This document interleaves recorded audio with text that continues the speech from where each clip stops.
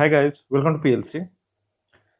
State computer science के लिए एक छोटा सा टॉपिक मैंने लाया है मेमोरी करके, क्योंकि इससे क्वेश्चन बनता है। मेमोरी बहुत ही फेवरेट टॉपिक होता है कोई कोई भी एग्जामिनर का। एक या दो क्वेश्चन आपको इससे देखने को मिल जाएगा। तो चलिए शुरू करते हैं। मेमोरी क्या है? आप लोगों को पता होगा कि कंप्यूटर या मोबाइल में मेमोरी होता है, जिसमें हम लोग अपना डाटा को स्टोर करके रखते हैं। तो मेमोरी के कई प्रकार होते हैं, ठीक है। कई सारे ऐसे प्रकार हैं जो आपको दिखाई भी नहीं देते हैं, लेकिन कंप्यूटर के अंदर कहीं ना कहीं मदरबोर्ड या प्रोसेसर के अंदर रहते हैं। तो उन सब चीज़ों को थोड़ा सा इसमें समझने की कोशिश करते हैं। मेमोरी, आपको पता है कि मेमोरी एक डिवाइस है जो हमारे डाटा और इंस्ट्रक्शन दोनों को स्टोर करके रखता है। तो आगे बढ़ के हम लोग समझते हैं कि मेमोरी कितने प्रकार का होता है। तो पहले तो इसको दो प्रकार में डिवाइड करते हैं, प्राइमरी मेमोरी, सेकेंडरी मेमोरी। ठीक है, तो पहले प्राइमरी मेमोरी को कवर करते हैं। थोड़ा सा मैं इसे जूम कर देता हूँ। प्राइमरी मेमोरी को का दो हिस्सा, ठीक है, रैम, रोम। रैम का फुल फॉर्म याद कर लीजिएगा, रैंडम एक्सेस मेमोरी, अधिकतर को याद होगा ही। रोम का full form read only memory. RAM भी दो प्रकार का होता है और रोम तीन प्रकार का होता है। तो सबसे पहले हम लोग रोम को देखते हैं, फिर रैम पे आएंगे। जो रोम होता है ना, इसको रीड ओनली मेमोरी बोलते हैं। तो रोम से क्वेश्चन करके ऐसे आता है कि कौन वो ऐसा मेमोरी है जिसमें डाटा मैन्युफैक्चरर ही डाल कर देता है। मैन्युफैक्चरर मतलब बनाने वाली कंपनी। तो रोम ही एक ऐसा मेमोरी है जिसमें मैन्युफैक्चरर, जो आपका लैपटॉप कंप्यूटर बनाता है, वही डाटा या प्रोग्राम उसमें स्टोर करके दे देती है, जिसका इस्तेमाल बाद में कंप्यूटर अपना जीवन भर करते रहता है। तो रोम के अंदर के डाटा को बस रीड किया जा सकता है, फिर दोबारा उसमें कोई मॉडिफिकेशन या उसमें राइट नहीं किया जा सकता है। रोम के फिर एक दो और टाइप होते हैं, जैसे कि पी रोम। तो इसमें पी का मतलब है प्रोग्रामेबल रोम। ये एक ऐसा रोम है जो ब्लैंक सीडी की तरह, जैसे आप लोग मार्केट में ब्लैंक सीडी वगैरह खरीदते होंगे, हालांकि आजकल तो लोग सीडी उतना खरीदता नहीं है। ब्लैंक कहने का मतलब खाली, उसमें पहले से कुछ नहीं रहता है, आप खरीद के लाइए, फिर उसमें प्रोग्राम करके आप अपना सॉफ्टवेयर डाल दीजिए। तो ये एक खाली होता है। जैसे आप पी रोम में जैसे प्रोग्राम करके डाल दीजिएगा, वो रोम की तरह हो जाएगा, फिर उसमें आप दोबारा मॉडिफिकेशन नहीं कर सकते हैं। तो पी रोम एक टाइप है। पी का मतलब है programmable read only memory. EPROM, यहाँ पे ई का मतलब हो गया erasable. Erasable programmable read only memory इसका फुल फॉर्म हुआ। तो इरेजेबल, तो कई बार क्वेश्चन पूछ देता है कि ईपी रोम को इरेज हम कैसे करते हैं। तो ईपी रोम को इरेज करने के लिए हम लोग अल्ट्रा वायलेट रे का यूज करते हैं, जिससे कि यूवी रे हम शॉर्ट में लिख देते हैं।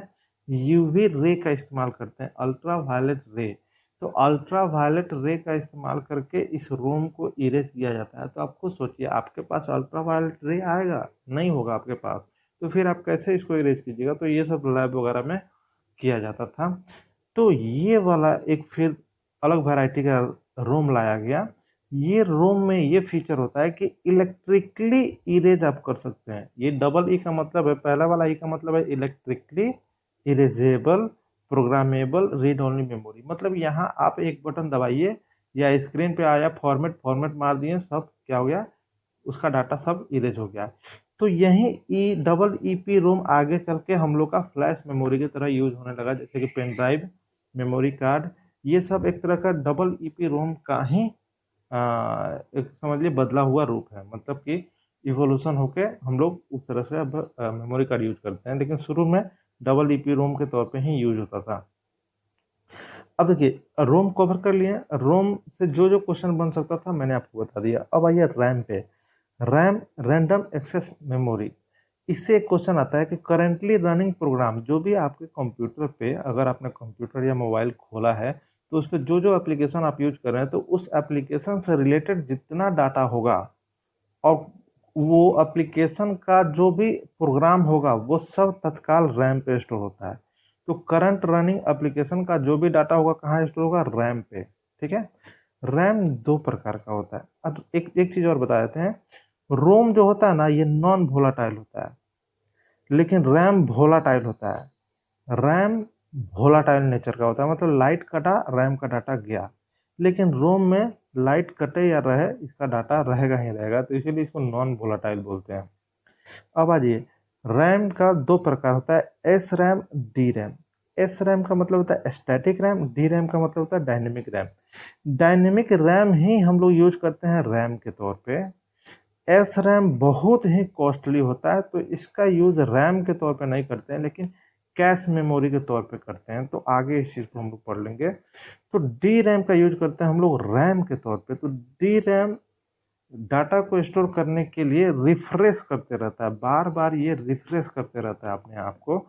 तो इसी के लिए इस तरह से क्वेश्चन बनता है कि कौन सा एक मेमोरी है जो अपने आप को रिफ्रेश करते रहता है, तो वो है डी रैम। क्या है? D RAM. चलिए अब हम लोग आगे बढ़ते हैं। अब इधर थोड़ा सा सेकेंडरी की ओर देखते हैं। देखिए सेकेंडरी मेमोरी, नाम ही है सेकेंडरी मेमोरी, मतलब कि ये कंप्यूटर में न भी रहेगा तो भी आपका कंप्यूटर कुछ हद तक काम करेगा, लेकिन प्राइमरी मेमोरी के बिना आपका कंप्यूटर काम एकदम नहीं करेगा। प्राइमरी मेमोरी रहना बेहद ही जरूरी है। ठीक है, तो इस तरह से भी क्वेश्चन बन सकता है कि कौन से मेमोरी के बिना भी आपका कंप्यूटर काम कर सकता है, तो वो है सेकेंडरी मेमोरी। तो सेकेंडरी मेमोरी के भी कुछ प्रकार हैं, जैसे कि सबसे पहला है मैग्नेटिक टेप, फिर दूसरा मैग्नेटिक डिस्क, तीसरा ऑप्टिकल डिस्क, चौथा सॉलिड स्टेट ड्राइव। तो देखिए मैग्नेटिक टेप पुराने ज़माने में यूज होते थे। आप लोग कैसेट यूज किए होंगे, डेक वगैरह बजाए होंगे, तो जिसमें रील वाला कैसेट आता था। तो वो कैसेट जो होता है ना, उसके अंदर एक रील होता है, रील को ही टेप बोलते हैं। तो उसको मैग्नेटिक टेप के कैटेगरी में डाला जाता है। तो मैग्नेटिक टेप भी डाटा को स्टोर करके रख सकता है। तो इस तरह से क्वेश्चन बनता है कि सबसे ज़्यादा हैवी अमाउंट में डाटा कौन मेमोरी स्टोर करता है, तो मैग्नेटिक टेप ही है जो सबसे ज़्यादा मात्रा में डाटा को स्टोर करता है। फिर आ जाइए मैग्नेटिक डिस्क। आजकल के कंप्यूटर में मैग्नेटिक डिस्क खूब यूज होता है हार्ड डिस्क के तौर पे। आपका जो भी हार्ड डिस्क होगा लैपटॉप का, उसमें मैग्नेटिक डिस्क होगा। अभी लेटेस्ट में एसएसडी चला है, वो बात अलग है, उस पर हम चर्चा अभी नहीं करेंगे। तो हार्ड डिस्क के अंदर मैग्नेटिक डिस्क होता है। और उसी तरह फ्लॉपी डिस्क, ये आजकल नहीं चलता है, लेकिन एक पेन ड्राइव जब से आ गया तब से इसका मार्केट ख़त्म हो गया। लेकिन जब पेन ड्राइव नहीं था तब छोटा मोटा जो भी डाटा था एक कंप्यूटर से दूसरे कंप्यूटर तक हम लोग फ्लॉपी डिस्क की मदद से ही कैरी करते थे। तो फ्लॉपी डिस्क के अंदर भी एक छोटा सा डिस्क होता है। तो फ्लॉपी डिस्क का साइज कई बार पूछ देता है। तो फ्लॉपी डिस्क का साइज होता है 3.44 MB, 3.44 MB। ठीक है, ये फ्लॉपी डिस्क का साइज है। इसी साइज में फ्लॉपी डिस्क आता था। अब आ जाइए सीडी, ऑप्टिकल डिस्क। ऑप्टिकल नाम ही है ऑप्टिकल, तो ऑप्टिकल नेचर का मतलब कि सीडी डीवीडी को हम लोग एक्सेस करने के लिए लेज़र लाइट का मदद लेते हैं। तो जहाँ लाइट वगैरह आ जाता है ना, लाइट का कंसेप्ट, तो उसको ऑप्टिकल वाले सेक्शन में हम लोग डाल देते हैं। तो सीडी या डीवीडी जो भी है वो उसमें क्या होता था, एक लेज़र लाइट होता था और एक लेंस होता था, उसी सहारे काम करता था। तो सीडी और डीवीडी किस प्रकार का मेमोरी है? ऑप्टिकल। ठीक है, सीडी का कई बार पूछ देता है कि कितना इसका स्पेस होता है, तो 700 MB, 700 MB स्पेस होता है। इस पर लिखा भी रहता है 700 MB, अगर आपके घर पे होगा तो देख सकते हैं। डीवीडी का स्पेस याद कर लीजिएगा 4.7 GB। देखिए 4.7 GB होता है। ठीक है, 4.7 GB। अब आ जाइए सॉलिड स्टेट ड्राइव। जो भी हम पेन ड्राइव यूज करते हैं या आपका मेमोरी कार्ड है, ये सब सॉलिड स्टेट ड्राइव एकदम सॉलिड होता है। पैंट में रख के इसको 2-4 बार धो भी दीजिएगा तो कोई फर्क नहीं पड़ता है, बहुत मजबूत होता है ये चीज़। तो सॉलिड स्टेट ड्राइव, और सॉलिड स्टेट ड्राइव अधिकतर सेमीकंडक्टर का ही बना होता है। तो सेमीकंडक्टर मेमोरी भी पूछे तो आप पेन ड्राइव ये SD कार्ड लगा सकते हैं। जो आजकल के कंप्यूटर में SSD आ रहा है, तो वही सॉलिड स्टेट ड्राइव को ही SSD बोलते हैं। तो आजकल SSD हार्ड डिस्क आ रहा है, जिससे काफ़ी फास्ट हो जा रहा है कंप्यूटर। चलिए अब यहाँ पे जो हम एक टेबल बनाए हैं, इससे क्वेश्चन निकलता है। ठीक है, इससे देखिए यहाँ पे एस रैम और डी रैम के बीच में कंपेरिजन है। तो एस रैम का यूज कैश मेमोरी के तौर पे किया जाता है। देखिए साइड में यूजेज लिखा हुआ है।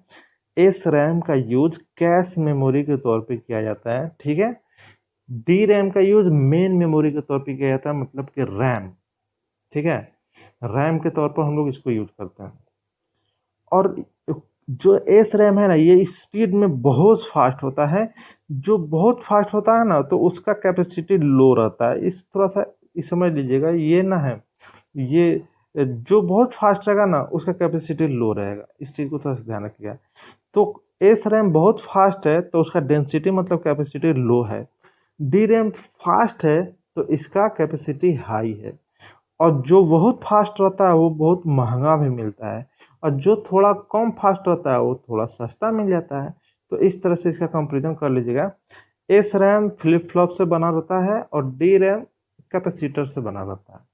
चलिए, तो ये कंपेरिजन मैंने कर दिया क्योंकि इसमें से भी क्वेश्चन निकाल ही लेता है। अब थोड़ा सा हम लोग एक चीज़ देखते हैं, मेमोरी हायरार्की होता है, ठीक है ना। मेमोरी हायरार्की मैं यहाँ पे थोड़ा बना देता हूँ। देखिए ये कंप्यूटर आर्किटेक्चर में इस चीज़ को पढ़ाया जाता है, इस तरह से मैं एक हायरार्की बना रहा हूँ, ठीक है। तो हायरार्की में सबसे ऊपर यहाँ पे रहता है रजिस्टर, यहाँ पे जगह कम पड़ जा रहा है तो हम लिखते हैं यहाँ पे रजिस्टर, ठीक है। और फिर उसके नीचे कैश, ठीक है, और फिर उसके नीचे रैम, फिर अब उसके नीचे आप आइएगा तो फिर यहाँ पे जो भी है आपका सेकेंडरी स्टोरेज डिवाइस आप यहाँ पे दिखा सकते हैं, ठीक है। तो हम लिख देते हैं सेकेंडरी स्टोरेज डिवाइस, तो जैसे कि हार्ड डिस्क लिख देते हैं HDD, ये सब सेकेंडरी स्टोरेज डिवाइस का हिस्सा है।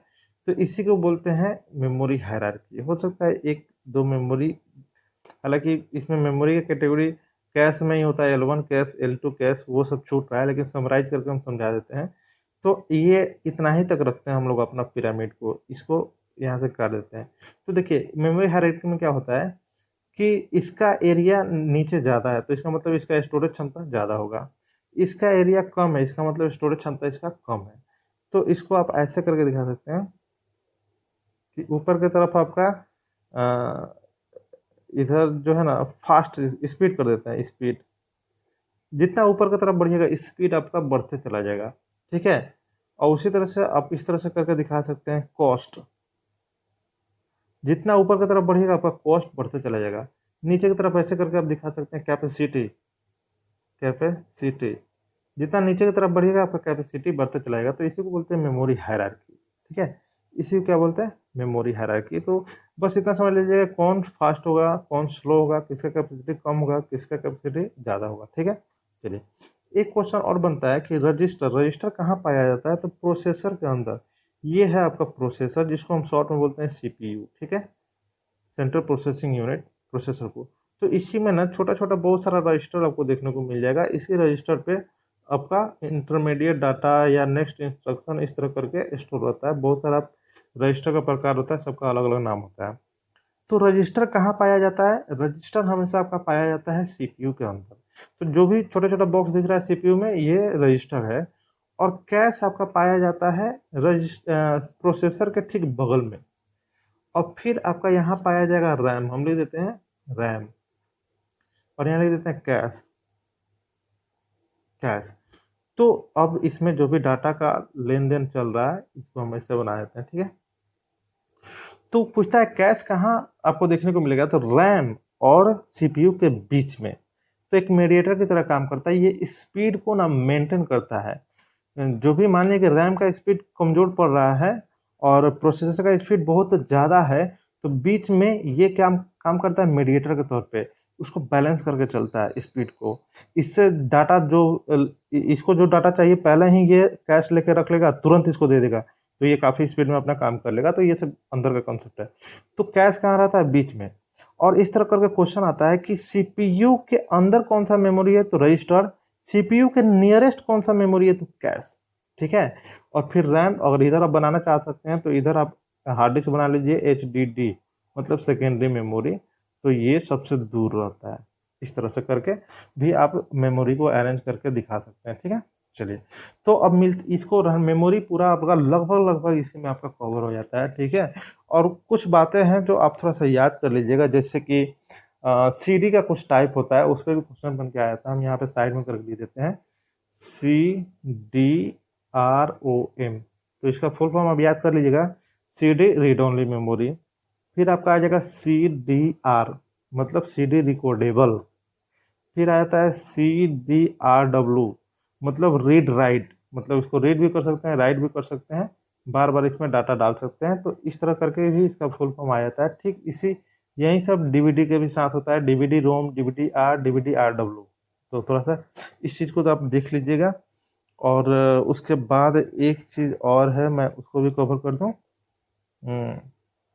जैसे कि अ, एक बीट, 4 बीट, ये क्वेश्चन जो सबसे आता है, 4 बीट बराबर एक निब्बल, ठीक है, निब्बल। और 8 बीट कितना हो जाता है, 1 बीट, 8 बीट हो जाता है 1 बाइट, ठीक है। अब इसके बाद आगे बढ़िए, 1024 बाइट कितना हो जाता है, 1 किलो बाइट। फिर 1024 किलो बाइट 1 MB।